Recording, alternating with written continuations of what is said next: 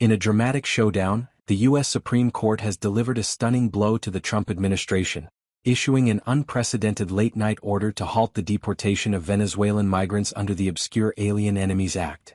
The ruling, handed down just before 1 a.m. on Saturday, April 19, 2025, has unleashed a firestorm of criticism from Trump's allies, who accuse the justices of undermining national security and overreaching their authority in a move that could reshape the balance of power.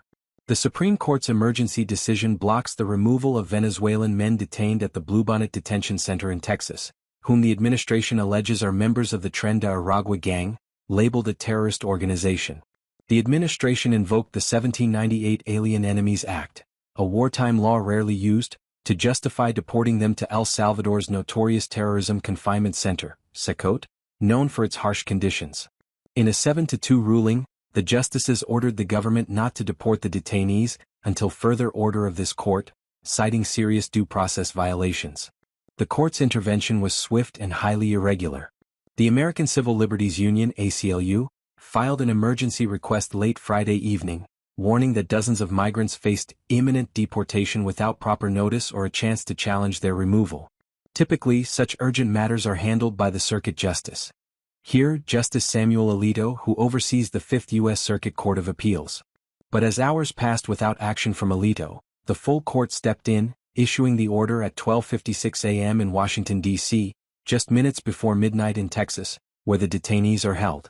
The ruling, issued during a holiday weekend without a government response, marked the latest hour the court has acted on an emergency application this term.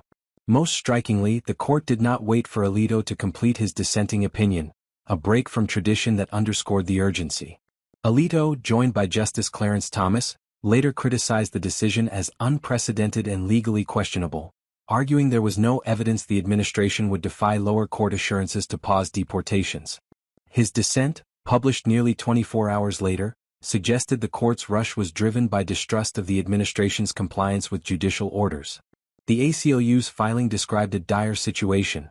Many migrants who speak only Spanish received English-language notices that failed to inform them of their right to contest deportation. Some were reportedly loaded onto buses, poised for removal to El Salvador, where they risked persecution, torture, or lifelong imprisonment. The ACLU argued the administration violated a prior Supreme Court ruling from April 7, which allowed deportations under the Alien Enemies Act but required advance notice and habeas relief opportunities.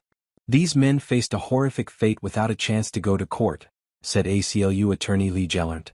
The Trump administration defended its actions, claiming the deportations are lawful and critical to combat alleged gang threats. Deputy Assistant Attorney General Drew Ensign told a lower court that no deportation flights were planned for Friday or Saturday but reserved the right to act soon.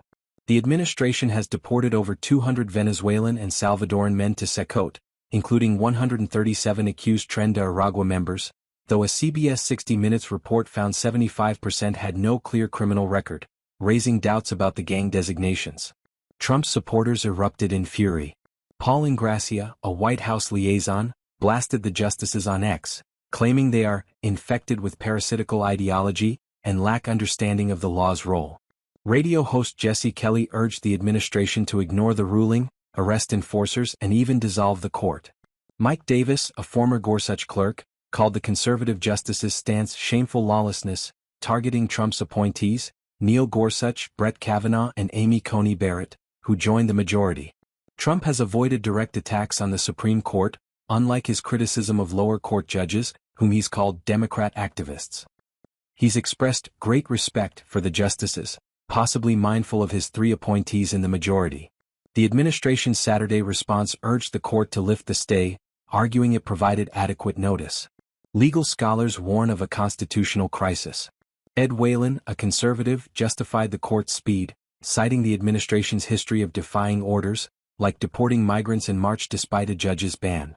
Josh Blackman said Chief Justice John Roberts is struggling to avoid deeper conflict. Since January 20, 2025, the administration has filed 10 emergency applications, signaling ongoing legal battles over its immigration policies. The ruling is a temporary stay, and deportations could resume if courts rule in the administration's favor. For now, the detainees remain in Texas, caught in legal limbo. The fiery rhetoric from Trump's allies, including calls to defy the judiciary, raises fears of a direct challenge to the separation of powers. This battle over the Alien Enemies Act is not just about immigration, it's a test of the constitutional guardrails defining U.S. governance.